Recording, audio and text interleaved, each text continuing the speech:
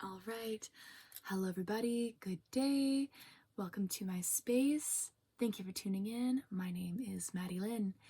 And this is the IC channel, what I have coined as a platform, a space to really dive into what is consciousness and our meeting point of said thing through the subconscious. So the title I've come up with, the IC, is the notion of the cosmic perspective glancing and pointing its perspective of our shared variety through the universal notion of the subconscious, the place of vast potential of all of our experiences through the flow. So through our idea of what ought to, can be, maybe, there is our perception and our pointed notion of such to be able to travel and navigate through what we perceive. So I'm all about perspective, and I'm all about bringing through to you and for myself the ideas that serve. And I will get into the context of servitude and why I'm here through technology to do my best and share with you some things that have helped me. Not only have I been a nurse and was previously a healthcare professional inside of the contexts of the Western medicine model and Fraser Health, but I also have studied quite a bit in the areas of Eastern philosophy and yoga and Ayurveda, and I've looked through to study more into nutrition because the nursing world doesn't really go very far into that. So I was studying a bit about nutrition and a lot more to talk about for sure, but for now we're going to talk a bit about being present. So the perspective to bring to you guys through what is in a day. So to be present, we can talk about a conversation, how to be here for today. Today sits in front of you. Well, today I sit in front of you and come to my table because we've got some papers and they're scattered everywhere. So all of these papers right here, I'm gonna make some paper sounds. All of these papers right here, these are yesterday, okay? So yesterday, can't do anything with yesterday. We, you and I, no one, yesterday, pointless. Take these papers, burn them. Let it burn. There. Now we have some more room on our table, okay? So, gonna shift some more things around, okay? These papers right here, all of this is tomorrow. This is to deal with not yet, but it will be dealt with, just not yet. And as sure as the sun rises and as sure as it'll set again, tomorrow will happen, not today. Today, we have in front of us this nice and neat stack of papers that we can deal with today. We can only do the things we can do today. And we can apply the concept of time to that. Not very necessary because you got your conscious waking hours and then you go to sleep and you're dealing with other things in different realms, and that's a different conversation.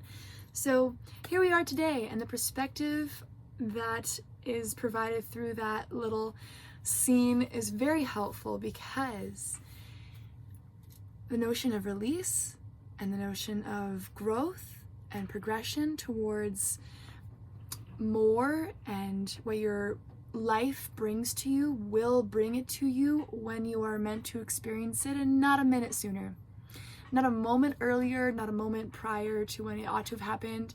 It happens exactly exactly as it's meant to. Go figure.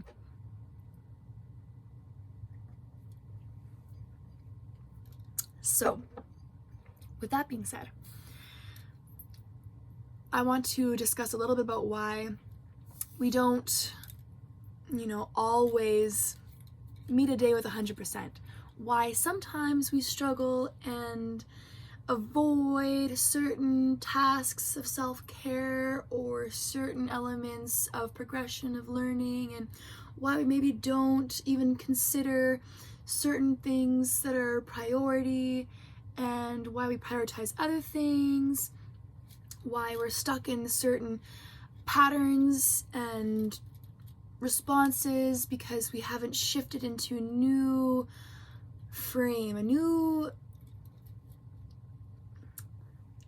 way of being, new version of self. It's like you're the crab, the hermit crab in his little crab shell, you know? And he can't be the new hermit crab if he only stays in that shell. If he's in that shell, he can't, you know, maybe, I'm trying to think of examples, but simply put, if you're in the same framework, you're going to do the same things until you broaden that perspective, broaden that structure you provide yourself with to operate and flow within that. So some reasons, they can be very vast and many, and I'll be a little general, and there are specifics that I'll maybe bring out, but the idea will be generalized as to why there are reasons we do struggle as individuals, as humans, because it's a very natural and common thing. It's quite much the case. It's quite the case of collective experiences, and we can say this is the human condition, and we're all kind of experiencing these symptoms, right? So things come from other places, and this all trickles down to the generations that now are becoming aware of what patterns even are. So,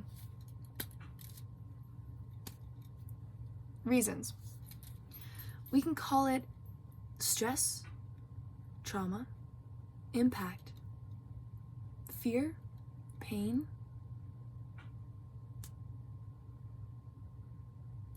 yeah, those things. There's probably a couple more words. Right now, those are the ones that are coming to me.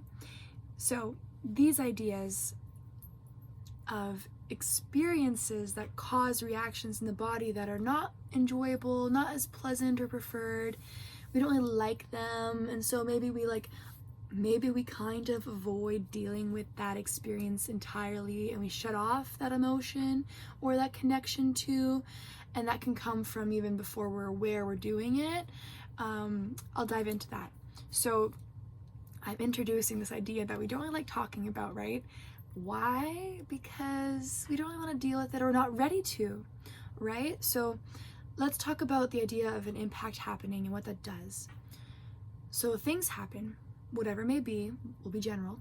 So a thing happens to the human, and it maybe at the time was too much for the human to flow with, because that experience had too great of an impact on our biological makeup and our structure.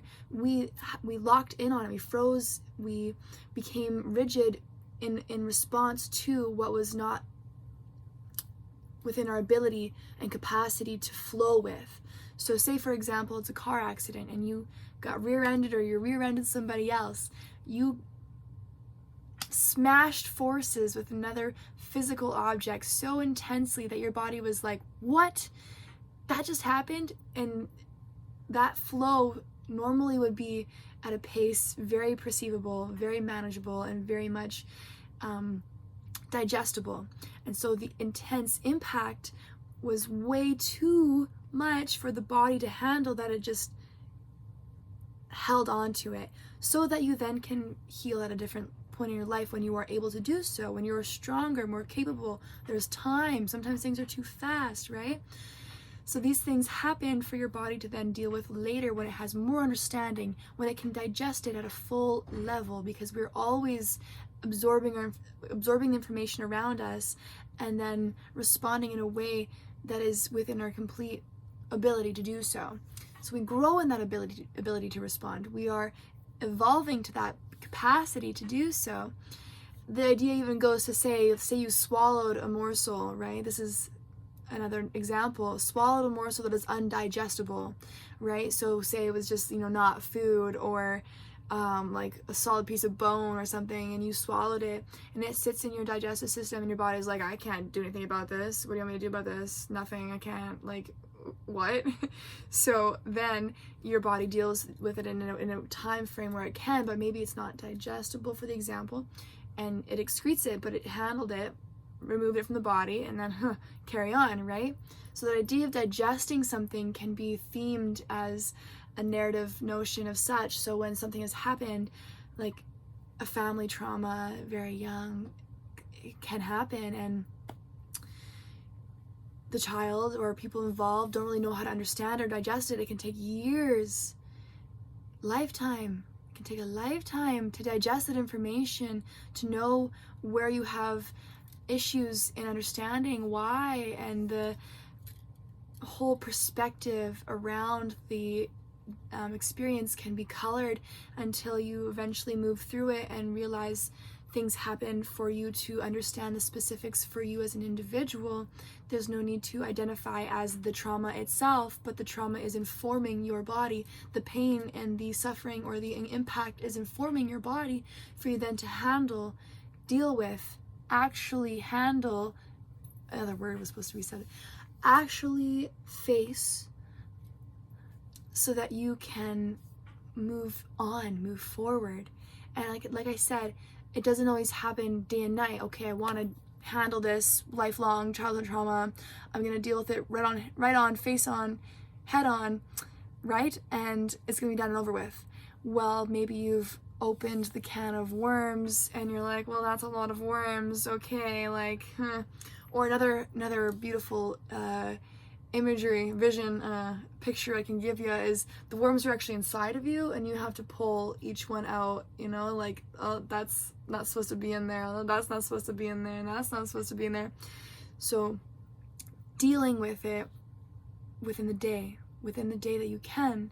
There's so much else going on, and just to add on, just to put salt on the wound, there's the things you have to deal with that you really don't want to, and the incentive or invitation that I can speak to is that you have to deal with it anyways. And so if you don't deal with it in the time frames that you can, maybe there's conversation that comes your way and someone else maybe is curious about your life and they're like, oh, why do you have that scar? Or like, why are you broken in the emotional kind of way? Or, oh, why do you think that way? Or why are you here today? Because like this is a spot that no one else can. Conversation can show up and then you're like, oh, well, let's talk about it now, or you just bottle it up further, and then you will end up with the result of that bottling. No matter what, whatever you do, the result will be there, right? So if you spoke about it, or if you had some somatic experiencing where you felt the experience through, or you dealt with the injury from the car accident and went through rehab and physio, then you will have the healing. Then you will have the new way of being. Then you will have space to live in a free and flowing manner. If you don't, if you avoid, if you bottle, if you shove it deep down, that'll come back and bite you wherever the experience is being held and stored. And this is facts.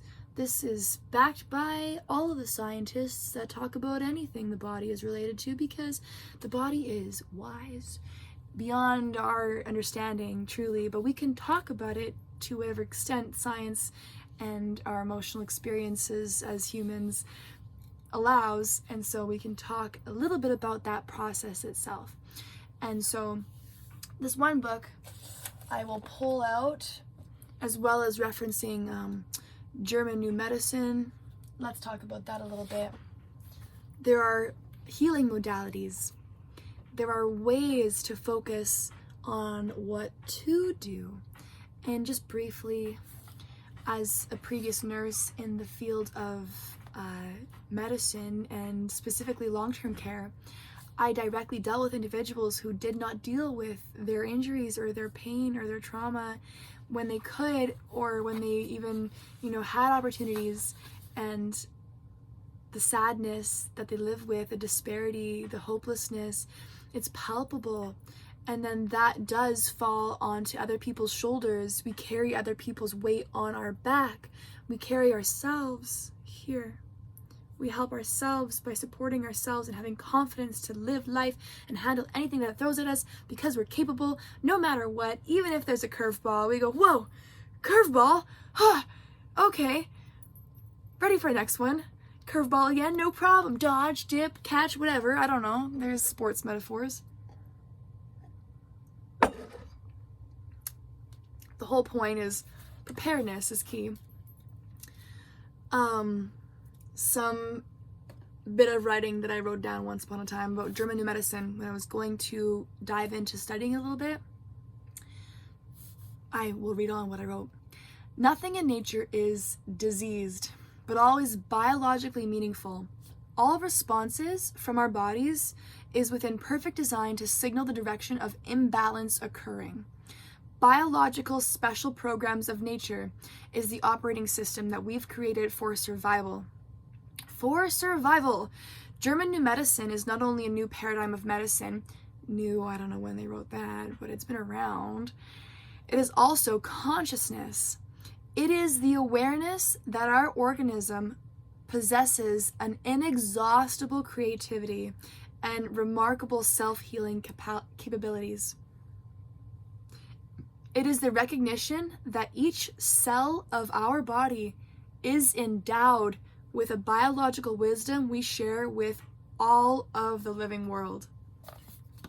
So that's a way for me to succinctly mention and summarize the fact that everything that does happen is there to teach us. No matter what, we can think about it, we can feel about it, we can try and weasel our way out of the experience that we're crafted and orchestrated to be having. And it'll always return to the notion that whatever is happening is to show you where balance is, where the balance point is for you as an individual, because we're all very, very unique. And it's not to say that one person needs this thing to heal. We need specific approaches to our healing, as we have specific and very complex lives that not one thing will answer, but constant approach to what will bring in harmony and balance is necessary, and the body is ready for it.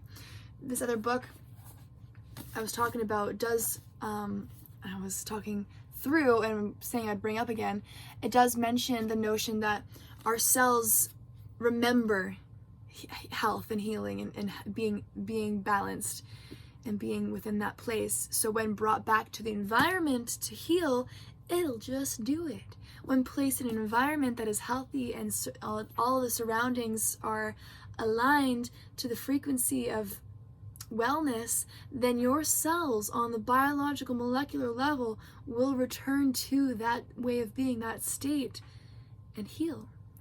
But if you're continually reapproaching an environment that isn't for your best interest and doesn't serve you in the long run to live optimally and isn't sustainable in the long run, like we can go into some dark places and come back out and go, whoa, we did it, or whoa, that was an intense place, or whoa, I understand why that is there because all of this energy exists, whoa.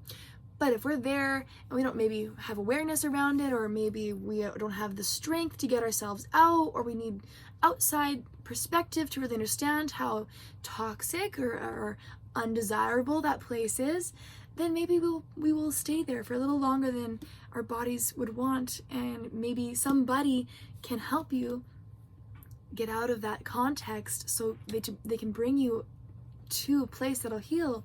And maybe that's a stranger walking by and you see their world and they look clean and clear and under control, and you're like, how is that person living that way? Or the opposite, and you see context all around you to then go, okay, there's space for me to get there, or this is a direction I want to go in. I want to feel the way they look, I want to know what it takes, and I'm open to that path, and the path will open to you. I swear it, I swear by it. That is a guarantee. As you grow in your consciousness and awareness of where you are in your world, doorways open up for you to walk through and find ways to improve. And I like to say there's always room for improvement, no matter where you're at. And we as humans love supporting individuals along the way, because we know it's a trying time to get anywhere outside of the uncomfortability and the pain and the patterns.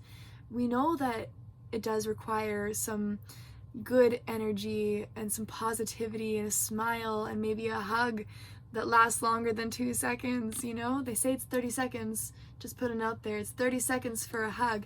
So skin or human contact to human contact after 30 seconds is when your, I think it was your, correct me if I'm wrong, please, but I think it was 30 seconds when your cortisol levels return to normal and your adrenal glands stop working on overload or something like that, and then your body starts to recalibrate and go into that peaceful and easy state. So hug your friends for 30 seconds, friends. They'll love you. And they'll love you anyways, but a hug goes a long way. Hugs, not drugs, am I right? If only the world believed. If only the Western medicine model prescribed hugs. Can you imagine? As a nurse, oh my gosh, I can only imagine. Yeah, John today requires a hug when he wakes up, a hug at breakfast, after breakfast, and before bingo. Like, John's gonna get his hugs regularly throughout the day, and hugs PRN as needed. Feel free to apply as many hugs throughout the day as needed to make sure John's spirits are high and he eats all of his food and he feels like life is good on the documented level. Anyways, this book, I'm not going to flip open a page. I'm just going to bring it back up and talk about it further. The notion of things that happen to us as individuals and what that causes or where it stems from, and then what we can kind of do about it. I have not finished this book. I have some ways to go, just to be honest here. But this is The New Primal Scream by Dr. Arthur Janov. And so, like I was saying, he does dive right into the core principle of pain and trauma leading from the mother to the child and the science behind that. He breaks it down on a level that really is understandable, whether you've studied science and chemistry and biology. He really speaks it in a more narrative way. And the idea that is so real for many individuals is just, in the first 20 pages of this book, that when a mother does not love herself and nourish herself and take care of herself, that energy, that pattern is instilled in coding to the child, and thus if the child is raised next to that mother, they will learn the patterns that the mother has, and it is embodying, and that continues on. So that unmet need the mother has, maybe from her mother and her mother's mother, and that goes on for how long, that unmet need is communicated to the child in the womb, and then from there that develops into a imbalance within the language of love. So the mother loves cigarettes or drinking or working too hard, or she hasn't figured out some things, so then that unmet need of love and nurturing and nourishment the child goes on with, and then that results in neurosis. Oh, I'm gonna Google the definition because it was so well worded by Google when a friend of mine asked me, what does neurosis mean? And I gave my breakdown, and to save time, I'm gonna just talk about it. So it results in a mental condition that is not caused by organic disease involving symptoms of stress,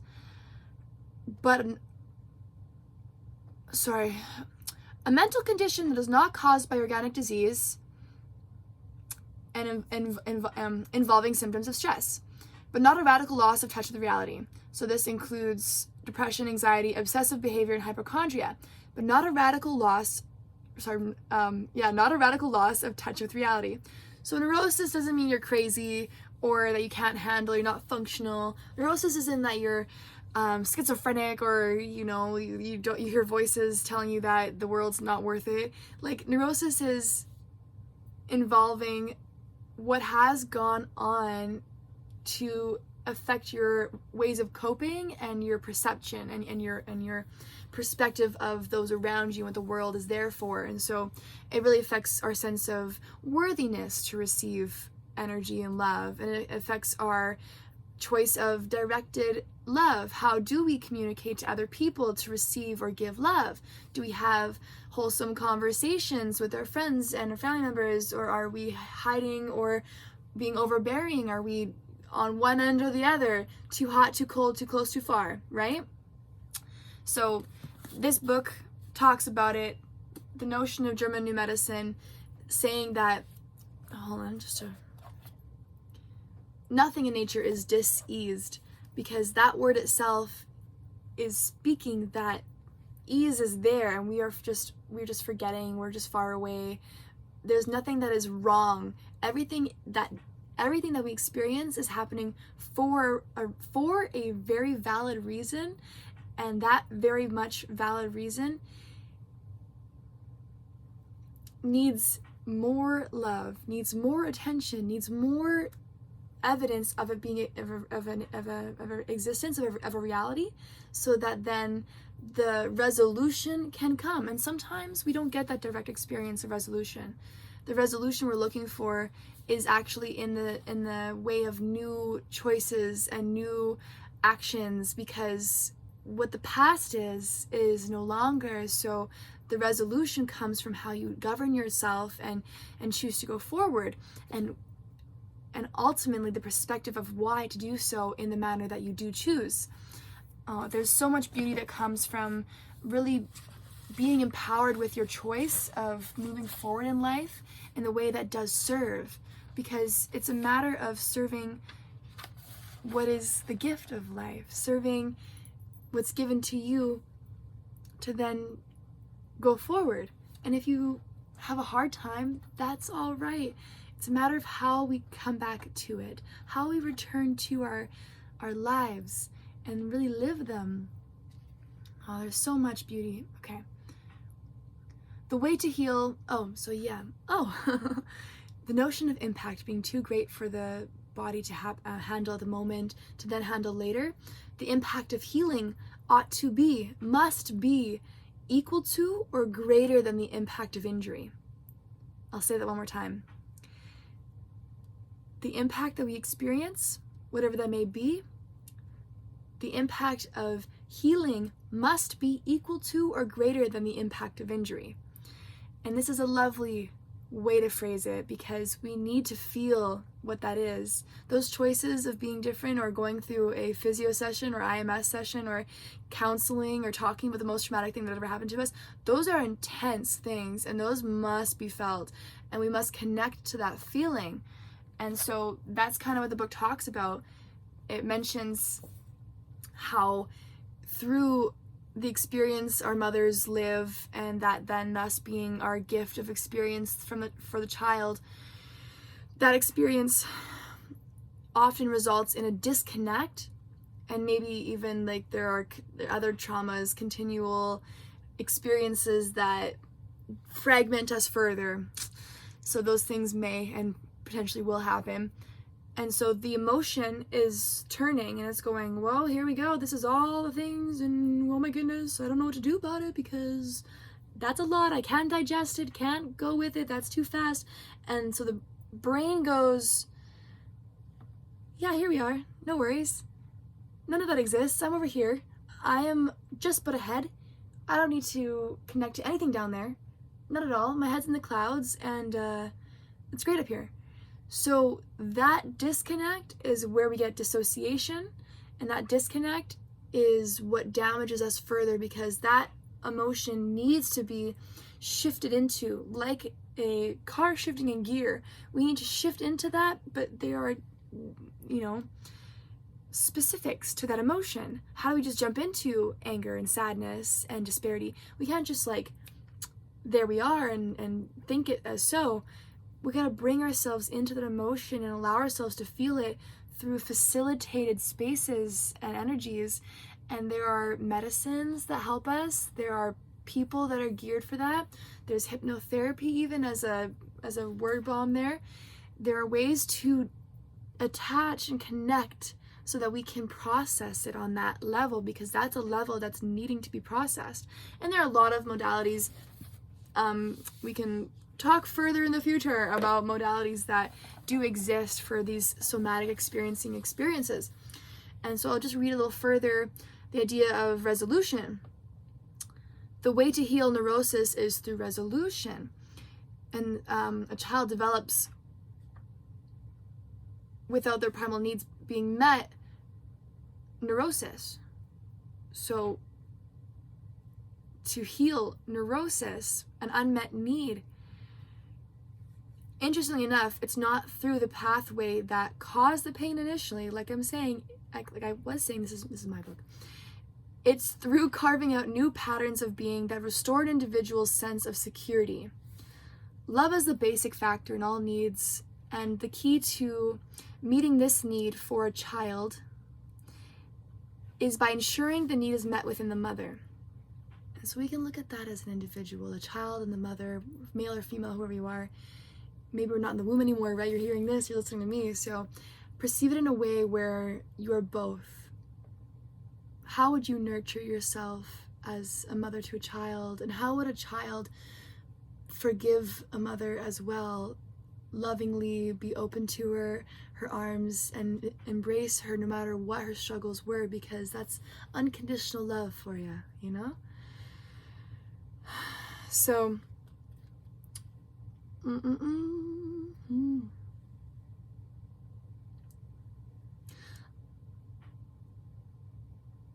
the child needs to learn that it is not them who is unlovable, and the mother was not shown love to then administer her heart, inhibited. Placing blame is a symptom of pain. Life invites us to reframe this experience and come to see from a more cosmic perspective that things are the way they are because ... the self-inquiry, you know, that's the room there for. The thing for you to do is learn what love is for you. To find fulfillment is the goal. Ultimately, this is our purpose as humans. The miracle of existence is awaiting your shift in lenses to come to breathe it to be. From a greater awareness, the symptoms of trauma are what transform you into the person you're meant to be.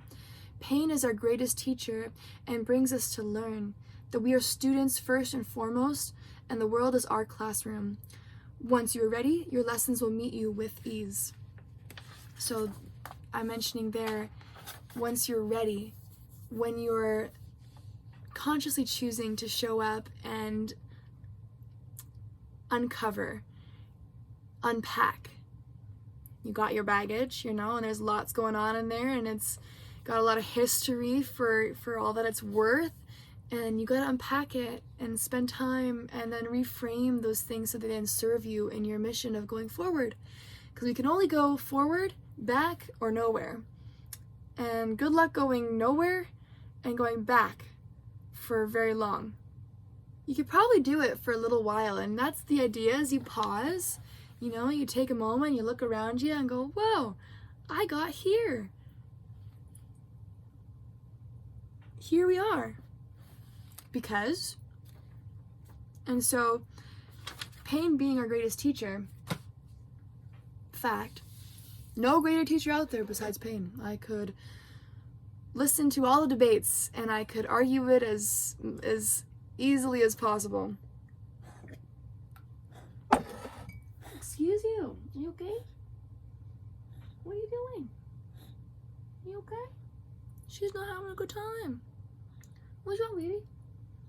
You gonna puke? Don't puke on my clothes. I don't know. Huh? That was it. Resume cat mode.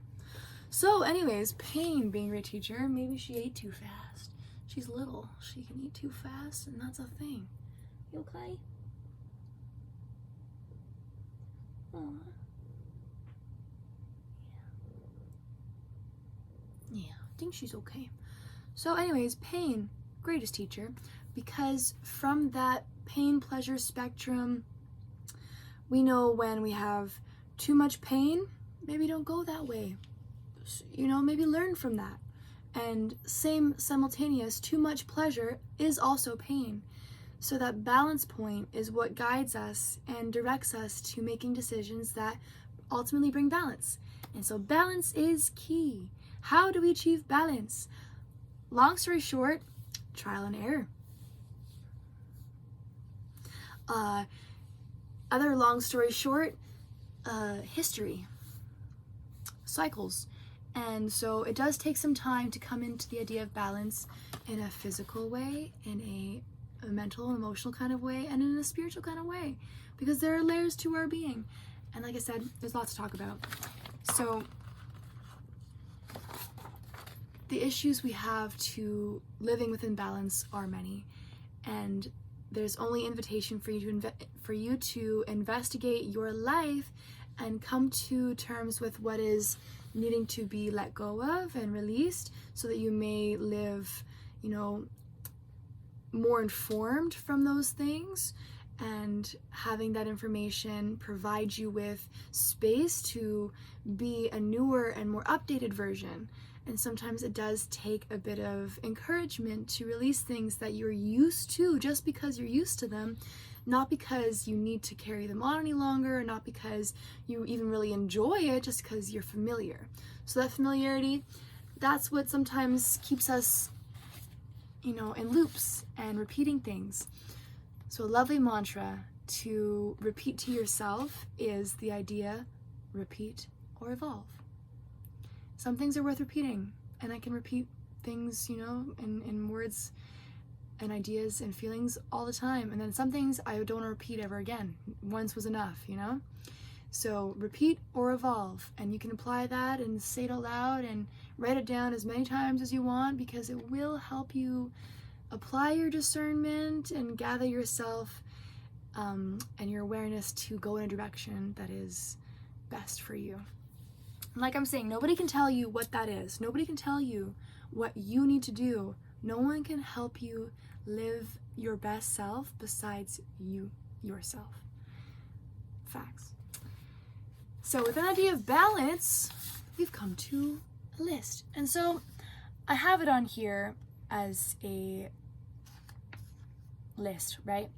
But I have it on my whiteboard as a circle, because these ideas, they all intersect, and they all have a relationship to one another, to itself. So the fact that one thing can influence another thing, and then that other thing can be what colors all the other things, and how you divide your time between them all of a sudden it takes some time, right? And we move in a way where all of these things take place and shape in our lives every day, and so there's waves of being that we then can analyze and we can discuss. So then there's this 3D notion of this list, and so I'll read through the list because they are the essentials, and I want to continue to show you guys or articulate these ideas for you guys so you can get a little closer to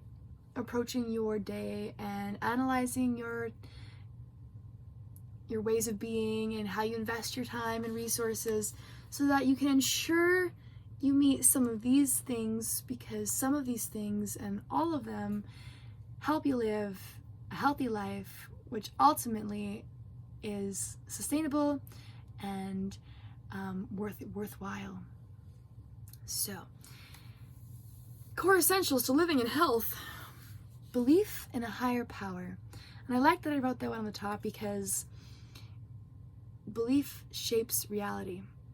Whether you believe it is the case or not, that will shape your reality. And we'll talk about that in depth in another episode, because that could be an entire day worth of conversation. I could sit with somebody, hopefully not just Cleo here, and talk all day about what kind of notions come into our shared sense of belief, whether it's actually shared or not. There is that universal understanding that our beliefs are our deepest essence of being. So anywho, next on the list is social circle. Who do you have in your social circle? Are they there for good reasons? Are your relationships healthy? And by saying that, I mean, do they bring you closer to your goals, and do they inspire you to live truer and more authentic? Is your relationship with yourself inside of that? Do you see yourself having, unconditional compassion and and time for yourself? Do you have good company when you're with yourself?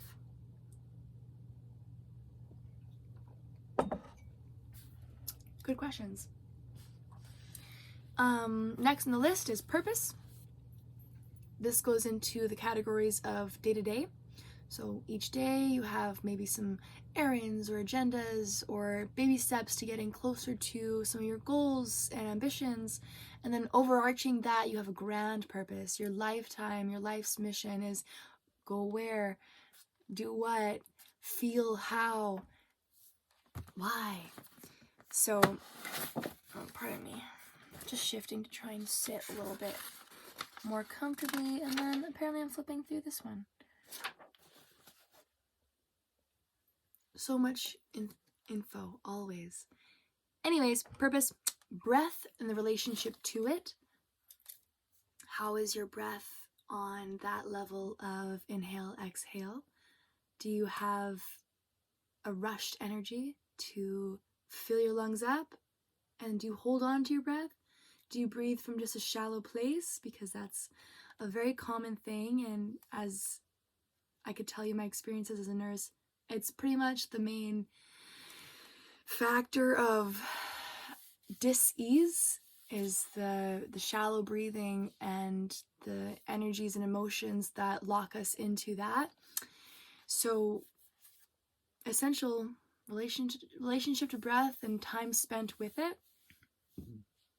Sun exposure, getting outside and getting sun on your skin, that can kind of connect to fresh air. So you can play with that as you will, but breathing no matter what, maybe with some fresh air and sunlight, maximizing your list.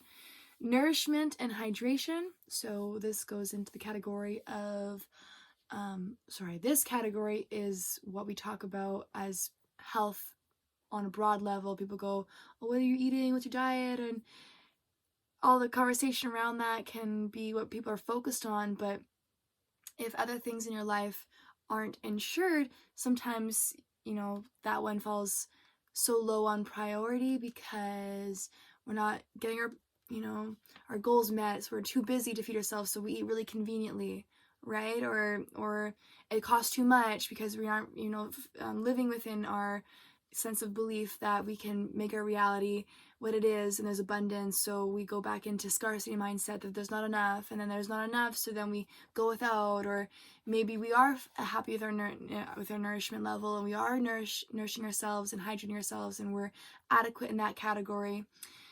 So anyways, next is body movement, and body movement is a wonderful one. There's ways to go about it. You can go for walks and dance. You can simply do yoga, go to the gym, and lastly, there's sleep and naps.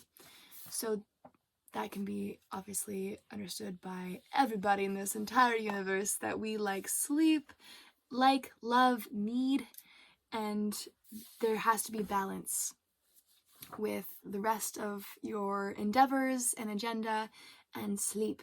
And maybe you need to fit in some naps and get like a good 20-minute nap in.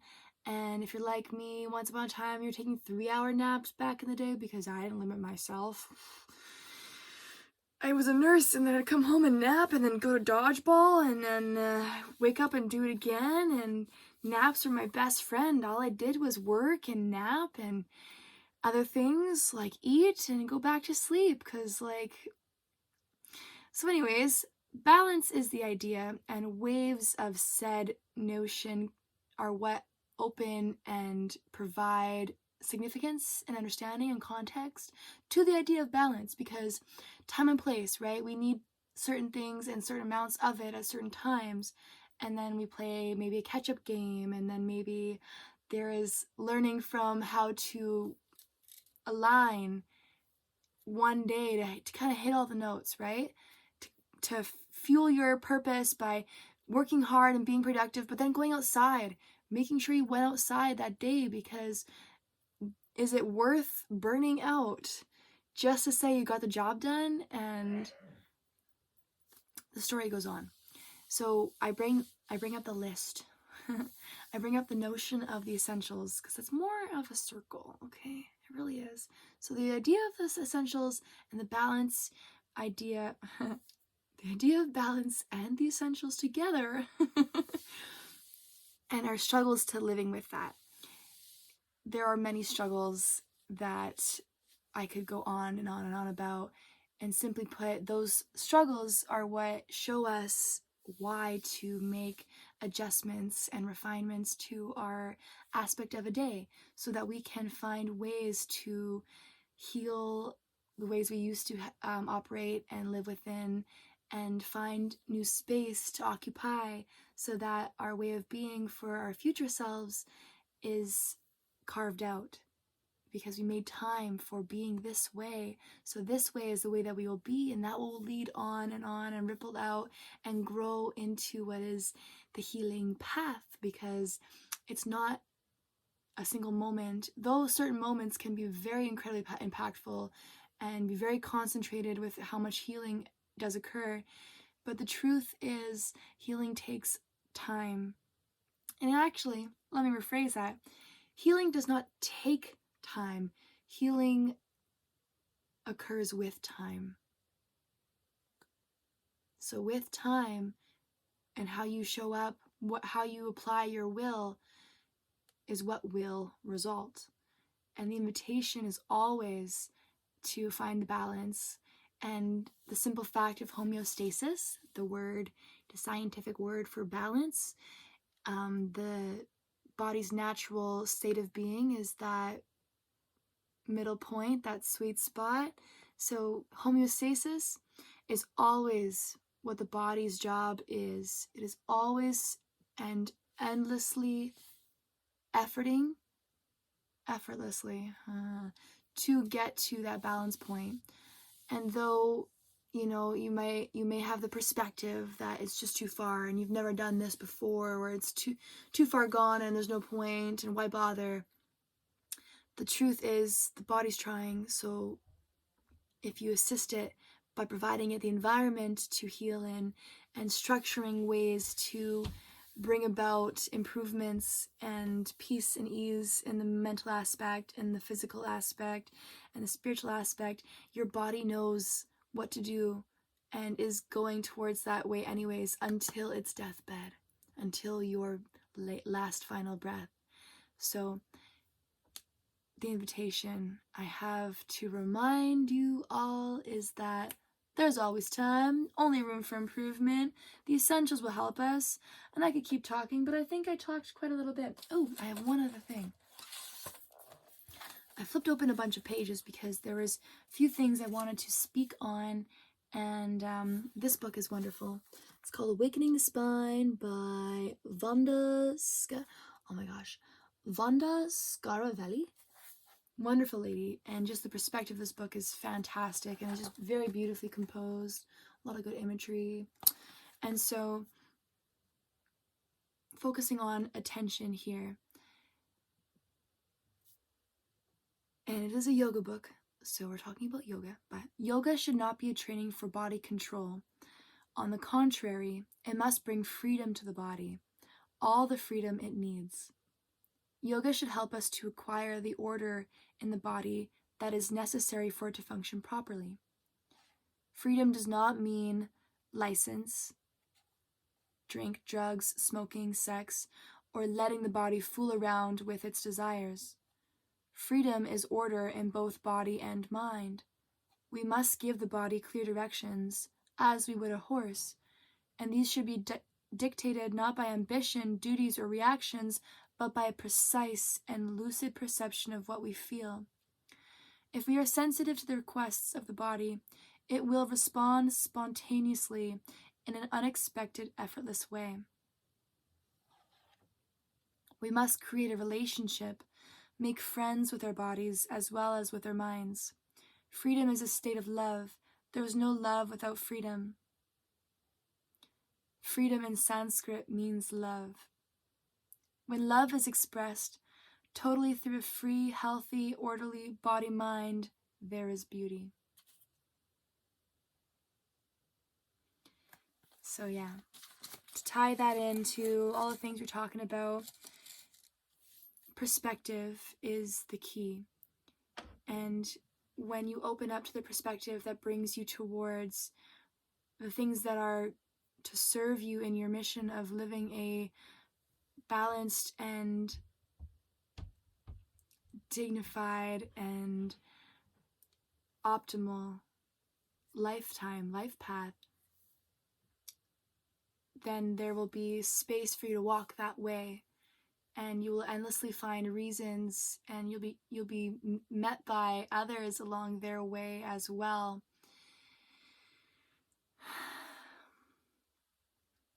It is a beautiful thing to know by growing in the micro versions that will lead to a beautiful result.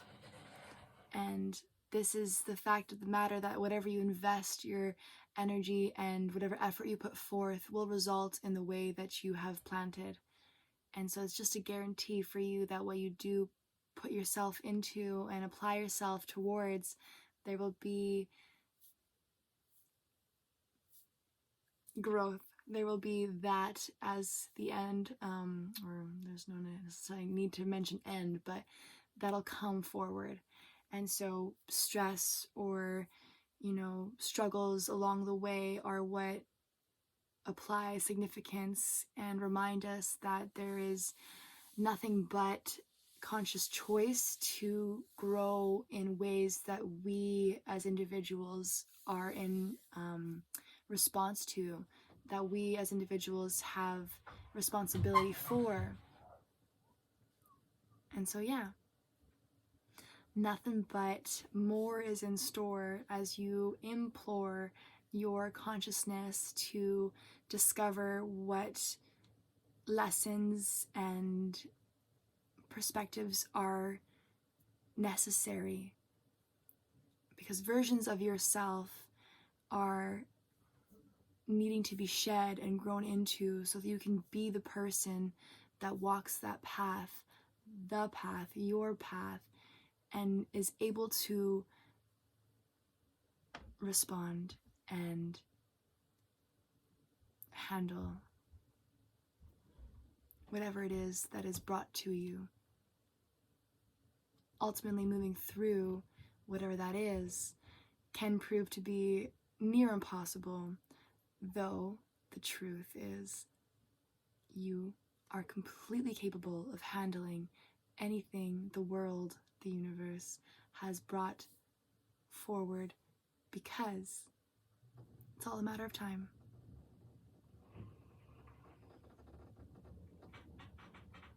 And with that, I will just say, continue to show up in your way. And until next time, peace.